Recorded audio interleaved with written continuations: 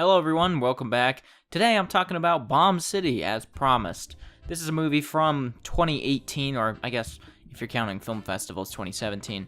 But Bomb City is a movie that I think has been greatly underappreciated in this year. Even I have not really known about or heard much about this movie at all, and the only reason I found it is because it was on Vudu's free-to-watch service, and I discovered it that way, and then decided to watch it as it had some pretty positive reviews, pretty positive ratings, and it was fairly short, so I figured, hey, why not? I'll give it a try. If I'm not a big fan of it, I'll just quit halfway through or something, and I ended up watching the whole thing and really enjoying it. I thought Bomb City was a really solid, well-made, based on true events kind of movie. These are movies that typically I have a big beef with. I have a hard time watching because most of the time these movies don't ever venture outside of the actual story, or they don't really put a different spin on things. It's usually just they're telling exactly what the story is without any real flourishes, without any real depth or interest. You get movies like The Social Network that are incredibly well made, incredibly well performed, and even though they're not accurate to what happened, they're movies, and that's sort of what they should be, in a way. I think taking some creative liberty is fine in these based on true events stories. I know a lot of people don't love that. I know a lot of people say that you need to be as accurate as possible, but when you're as accurate as possible, a lot of times it can come out mediocre. More times than not, it'll come out mediocre because it is just a true-to-life story told again. And that's not necessarily interesting in the form of film. So, Bomb City, while I'm not sure of the true story, I do feel like this movie does a good job of telling the story and executing the story. While it's nothing special in the way it's told, it's nothing special in the message it's trying to convey, I think the biggest strength of the movie is in its filmmaking and the actual execution of everything. If the actual execution was any less good, this would probably be another just mediocre, lame, based on true events movie. There's nothing there's nothing really special about the story here. It's just about a guy back in oh shoot, now I'm forgetting. Back in some time, I think the 80s.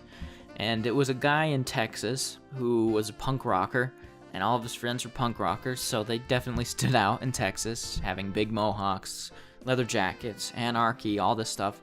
And it sort of riled tempers with the jocks in their high school, and the jocks saw them as outsiders just as much as the punk rockers saw the jocks as outsiders, and they kind of had beef with each other. There's a couple times in the movie where they kind of get in confrontations, but nothing really happens.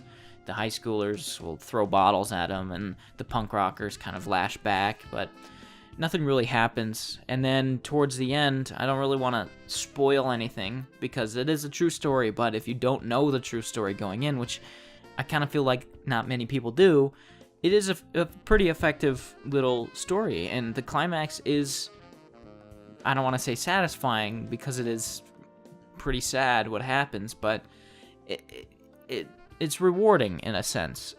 When you see this happen, it's horrifying, and I think it does get the message of the film across. Even though the message is sort of tried and true at this point, it's not anything special. Just like a lot of stuff in this movie, the message of the movie is basically just tolerance, just being tolerant of other people's lifestyles, being tolerant of other people's beliefs, that kind of thing.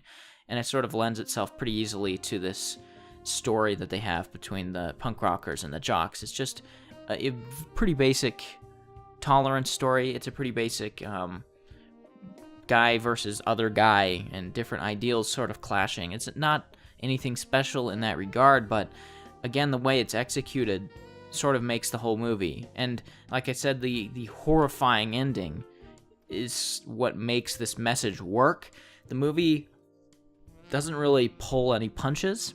The movie shows everything very graphically, very blatantly, and it works to make this effective. If this was supposed to be a kind of watered-down PG-13 movie where they took this kind of horrifying story and made it family-friendly, it wouldn't be effective. It really wouldn't be. It would be a very middle-of-the-road movie, but the ending of this movie is incredibly effective. Well, not the ending, the climax, I should say. The climax of the movie is very effective. It's heartbreaking, it's disturbing, and it's really well done. But I think the movie does slip up a little because after this thing happens, it goes on for another like 20 minutes, and you see sort of court dealings, you see family and friends reacting to certain things, and it goes on for so long where I feel like the impact of this event was a little dampened because it goes on for longer than it necessarily should have, maybe needed to. I think if you ended after the climax of this movie and then went into the very typical based on true events like titles at the end where it's like this person went on to do this and this went on to do this, I think if they just did that, I would have been fine with that. The movie would have been cut a little bit shorter, and I think you would have dampened the whiplash of the actual third act of the movie, where it's just like you're not really seeing the story anymore. You're not seeing what the movie was about anymore. You're sort of seeing the aftermath. It's like an epilogue, and you don't need that epilogue. It's too long. So I would have been fine with it just doing titles at the end here, but overall, the movie's good. The movie's really good, and it's a first-time director working on this movie, and the movie looks very good. It's very well shot. All the lighting is very interesting. It's dynamic, and the use of color is really interesting, and the use of locations is really nice. I like what the director did with the cinematography overall. I think everything looks really good. I think he put a lot of effort into things. And there's a shot that he uses twice, once at the beginning and once at the end as sort of a callback to the beginning. And that shot's really great. It's a long shot. It kind of follows the ground, and you kind of see people's feet, and you hear things happening. It's a really great shot, and I think the director put a lot of effort into making this movie look good. It seems like a passion project of his to get this story out.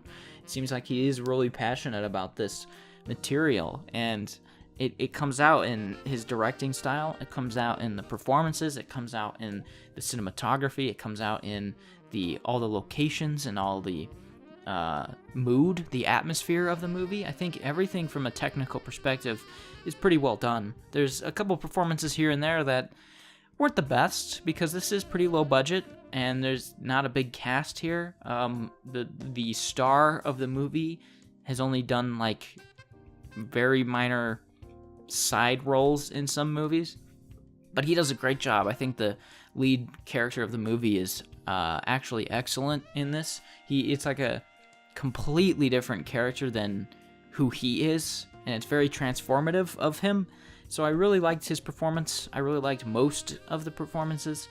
And yeah, again, overall, it's a low budget movie, but it does a really great job of hiding that it's low budget. It actually looks a lot more expensive. It has a lot more production value than you would expect it to. It's just really well done overall. I really enjoyed the movie. It's very satisfying. It's very rewarding to watch and sort of go along with this roller coaster ride. And again, I'd recommend not looking anything up, not trying to know the story going in. I would recommend just watching the movie and seeing it if it affects you, because it did affect me. Even though it is a tried and true formula that the movie employs here, it's actually pretty effective. It doesn't have amazing characters, it doesn't have an amazing story, it doesn't have amazing themes, but the way that it's told, the way it's executed, really does make up for a lot of that and makes it work in a lot of ways. I really appreciated this movie. I really appreciate everything it did, and it's one of my favorites of the year. I wouldn't say it's one of the best of the year because it is sort of generic in some ways, but it was a really entertaining movie. It was pretty sad. It was pretty depressing, but it was also sort of hopeful. in some ways. So yeah, I'd recommend this one. If you haven't seen it, go check it out. I'm not sure if it's still on Vudu as a free to watch movie, but it would be definitely worth watching if you haven't seen this one. I don't have a lot to say about it, and that's mainly because I don't want to get into spoilers here. I just want people to go experience this. So definitely check it out. It's worth it. It's an effective movie. So yeah, that's it. That's it for this week. Next week, I'm gonna talk about A Serious Man, which is a Coen Brothers movie starring Michael Stahlberg. I can't remember his name, but yeah, A Serious Man for next Saturday or Sunday, because sometimes I'm late on delivering things. So expect it Saturday, but it might be Sunday. A Serious Man, the Coen Brothers movie from 2009. So that's it. See ya.